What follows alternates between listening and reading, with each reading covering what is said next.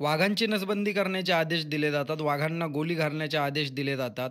मग बलात्कार करणाऱ्यांना नसबंदी किंवा गोली मारण्याचे आदेश का दिले जात नाहीत?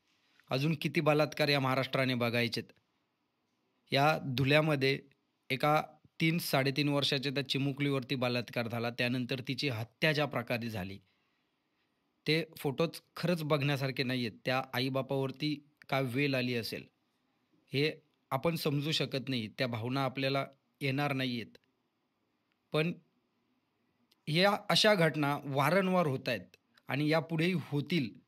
पण त्या होऊ नयेत म्हणून हे सरकार काय पाऊल उचलतंय? बघा, आपल्याला हा देश विश्वगुरू बनवायचा आहे, हे ठीक आहे.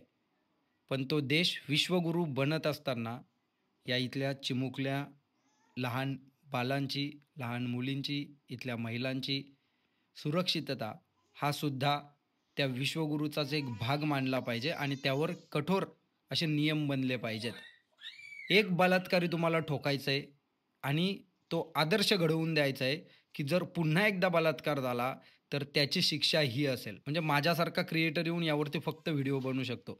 पण या व्हिडिओच्या माध्यमातनं जर आपण या महाराष्ट्रातले सर्व क्रिएटर्स एकत्र झालो ना, हा एकच मुद्दा धरून ठेवला, की त्या मुलाला फाशी झाली पाहिजे. फाशीची शिक्षा तर त्याच्यासाठी खूपच कमी आहे. पण त्याला अशी शिक्षा झाली पाहिजे, की त्याची ती शिक्षा बघितल्यानंतर जे काही पुढचे बलात्कारी असतील ना, त्यांची हिंमत नाही झाली पाहिजे. त्यांच्या मनात तो विचारसुद्धा नाही आला पाहिजे. असा थरकाप उडाला पाहिजे त्यांना.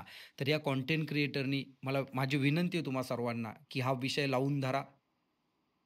प्रत्येकाने लावून धरा. याच्यावरती बोला. बोलता येत नसेल तर जे बोलताय त्यांना सपोर्ट करा. ज्या पद्धतीने तुम्हाला या विषयावरती काय बोलता येईल, या विषयामध्ये काही करता येईल ते करा. पण एकत्र या आणि या विरोधात आवाज उठवा. जय हिंद, जय महाराष्ट्र, वंदे मातरम.